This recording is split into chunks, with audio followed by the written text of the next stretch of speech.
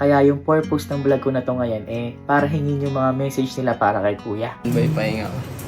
Hindi man kami vocal dito pero mahal ka namin. Ako nakita ko na yan. Paano malaki kasi tiwala ko dyan? Basic lang niya yung mga bagay-bagay. Pagbalik ni kuya, mas malakas siya. Pagbalik mo, magwawala tayo. Talaga mag-burnout ka pagka lagi kang may ginagawa, nagtatrabaho ka.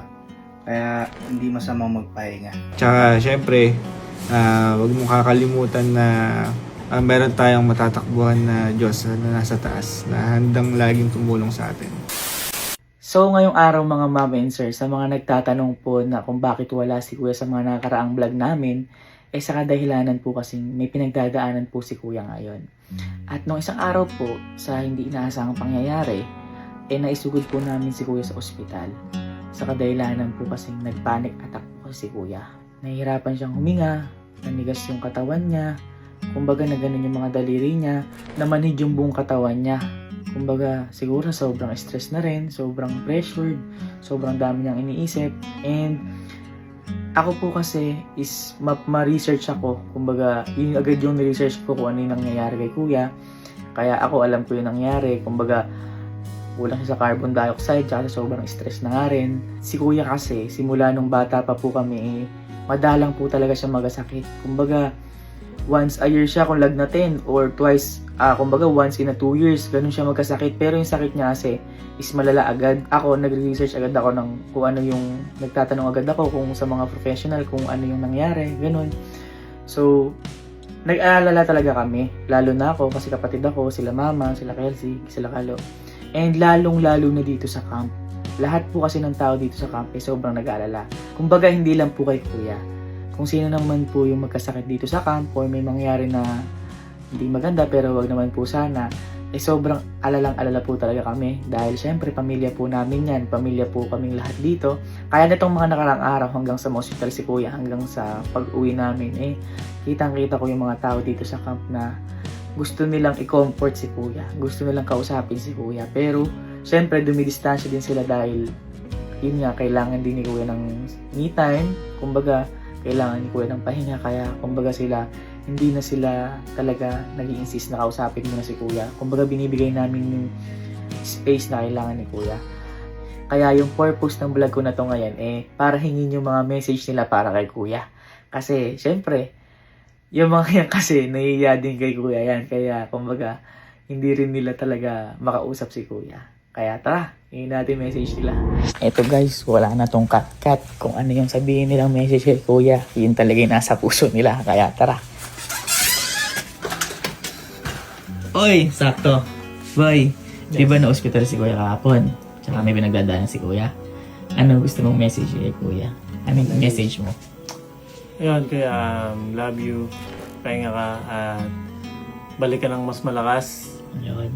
Kami mo na ba yan? Mag-i-edit ako ng mas malupit. Yan. Wala. Galingan mo yung mga edit Siyempre. Para di ma-stress. Oo.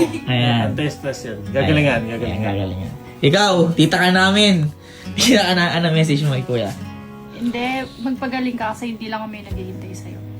Marami. Ayun. Ganda message mo Siyempre! Iba ka, kita namin. Okay. Teka yung mga tao dito. Boy.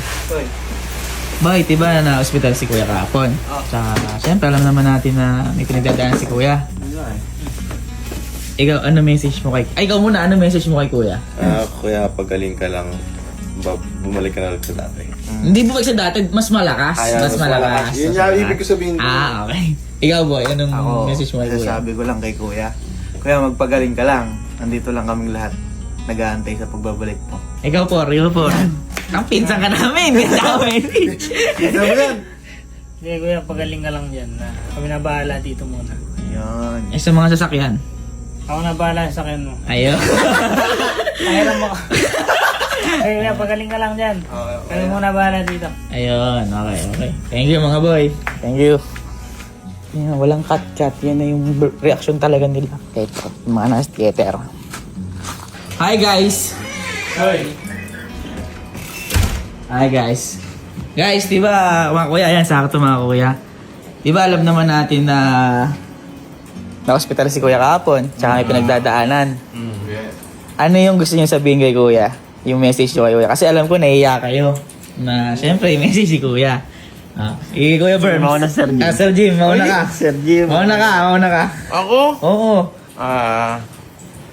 Sir, pagaling ka lang dyan. Huwag masyadong mag-isip ng kung ano-ano. Tapos, nandito lang kami. Ayan. Ikaw, Kuya Berms. Naiyak ako eh. Hindi, ano lang. Seryoso. Nakakayak ang hawak mo. Ha? Nakakayak ang hawak mo. Seryoso. Andito lang kami. Tapos, hindi mo kailangan suluhin. Kung ano man yung Tama. makakaya naming tulong, ibigay namin. Kasi ganun din naman ikaw sa amin. Yun. Ikaw. kuya ba ako muna? Dali. Sige na. Sige na. Seryoso nga? Oo, seryoso ako. Hindi kuya, lagi na lang ikaw yung nagpapasaya sa amin and gusto lang namin kahit sa simpleng bagay, kami naman makapagpasaya sa'yo, magbalik sa'yo. Onting panahon na lang sana bumalik ka na kuya sa pagbablog. Pero take your time kuya at andito kami lagi, remember that. At saka sobrang saya namin kuya nakasama ka. Ayun, gagawin namin lahat para sa'yo. Iba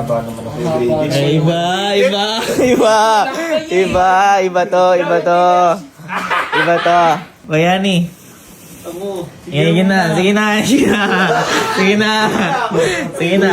Sige na, masyado ka nagbabasa eh. Ano ba yung message mo kay kuya? Alam ko, syempre nakakaya din yung message si kuya ngayon. Chat ko na lang siya. Hindi, kayo na. Ano nga ba? Ayun boy, mahirap yung sitwasyon mo ngayon, alam namin yun. Kaya, take your time as much as you need. Tapos, huwag mong kakalimutan na nandito lang kami pamilya mo. Na anytime na lumabas ka, sasalubungin ka namin. Anytime na nag-decide ka na bumalik na, ready ka na i-share sa amin o bumalik na yung lakas mo, naka-recover ka, nandito lang kami palagi. Tsaka, syempre, huwag mong kakalimutan na aside sa amin, aside sa pamilya mo, meron tayong matatakbuhan na Diyos na nasa taas, na handang laging tumulong sa atin. Kahit anumang problema, kahit anumang sitwasyon, kahit anumang pinagdadaanan natin. Ayun. Pagaling ka, boy. We miss you. I love you. Thank you, kuya Ani. Ito. Boy, halika muna. Mag-ML ka ng ML. Pinsan ka namin. Ano message mo kay kuya? Ako, masabi ko kay kuya, kaya mo yan. Okay, dahil ikaw si Gavin Kapinpin. Ayun. Ayan. Hindi boy, masabi ko kay kuya, normal, nangyayari yan, lahat tayo napapagod. Pero wag mong kakalimutan kuya na nandito kami palagi para sa'yo. Lahat ng ginagawa natin, ano mo yun, balik mo lang sa alaala mo yung mga masasayang ginagawa natin. Kaya mo si Kuya Jer, pinagtatawanan ako. Ganon kasaya dito man. Nagbibigay ako dito ng emotional pero masaya kami. At mahal na mahal ka namin kay Gavin. Alam ko, malalampasan mo yan. Love you kay Gavin. Kaya mo yan dito lang kami. Total, ayun, angas boy, thank you. Total, tumatawa si manager. Manager, anong message mo kay kuya? Total, ikaw yung... Ha? Sige na. Ano yung message mo kay kuya? Hindi yan. Ano ba? Yun nga. Di ba? Sige na. Okay lang yan, kuya. Hindi kasi,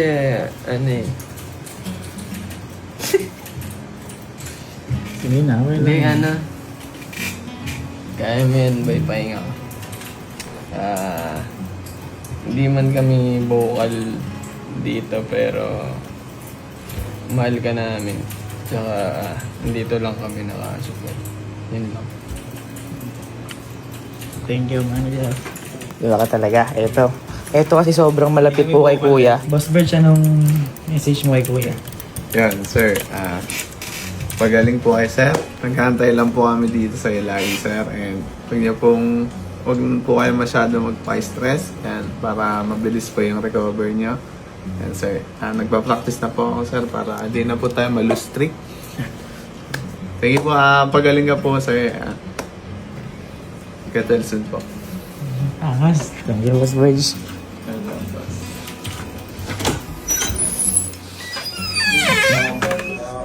Ito.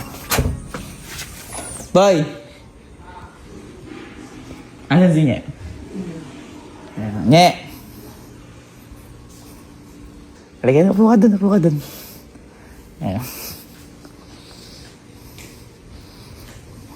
Ayan, total bago ka dito. Sa sandaling nakasama mo si Kuya, may message ka ba sa kanya ngayon? Kasi alam mo naman nangyari.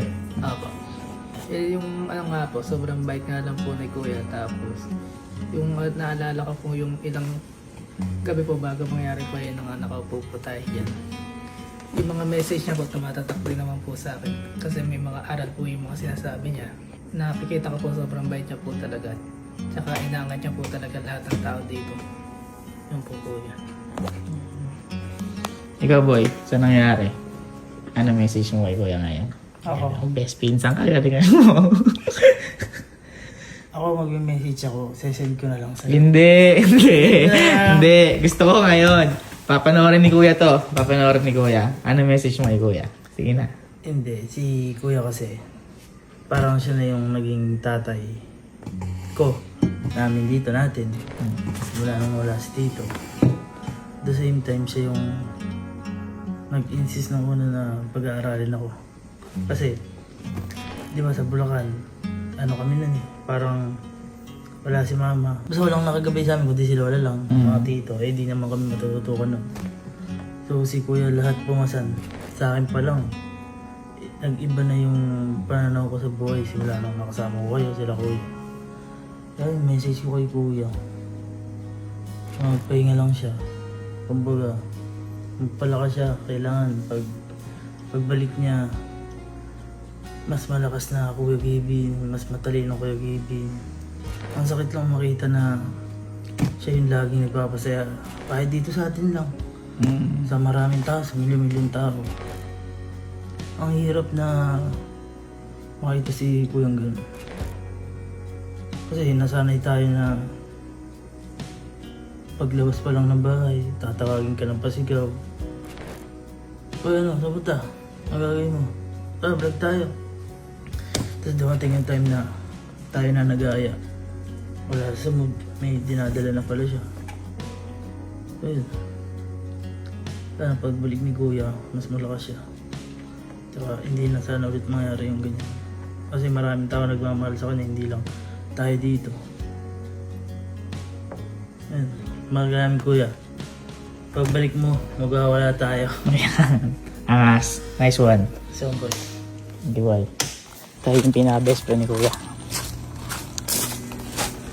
Paluwi. Kuya. Ikaw, at tagal mo nakasama si Kuya. Simula high school, magkasama na kayo. Ano kuya message mo kay Kuya ngayon na sa nangyari kahapon? Message ko. Ako kasi nakita ko na yan. Sa dami niyo Kuya pinagdaanan. Sa dami na pinagdaanan, tsaka ako nakita ko na yan. Sa dami na pinagdaanan, ano ba? Message ko sa kanya, malaki kasi tiwala ko dyan. Alam mo yun? Malaki tiwala ako dyan na basic lang niya yung mga bagay-bagay. Pero, ayun, andito lang kami para. Ako makikita nyo kung chill lang kasi alam kong kaya niya. Ayun, labas ka lang dyan. Pag gusto mo, tapos magaya ka, pagpalakas ka, pahinga ka muna. At medyo hindi ko na alam kung anong tinatakbo ng utak mo ngayon. Pero kilala kita. Malakas yan. Palakas ka, boy. Ha? Love you. Dito lang ako, nagbibuild na ako dito pag ano, labas ka lang dyan. Okay. Yun lang. Thank you, by the way. So, ayun yung mga message nila sa'yo, Kuya. Kaya, ikaw, boy, sa nangyari na to, anong message mo kay Kuya? Ako, ang message ko, maging open at magtiwala din sa nakapaligid, and at the same time, pagkakalimutan magdasal, and then kumain lagi. Pwedeng magpahinga, pwedeng mag-unwind kasi nakaka-burnout lagi pagka talaga mag-burnout siya pagka lagi kang may ginagawa, nang tatrabaho ka. Kaya hindi masamang magpahinga. Yun. Siyempre, boy, ang message ko sa'yo, magpahinga ka lang dyan.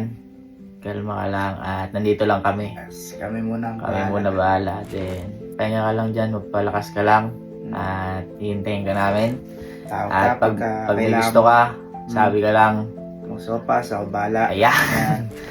Kung may kailangan ka, magsabi ka lang sa amin at maging open ka kung may gusto ka ilabas mo. Kung may problema ka na gusto sabihin, sabi ka, andito lang kami ni Kelsey, andito lang kami ni Mama, at andito lang yung buong camp para sa'yo. Yun. Boy, palakas ka.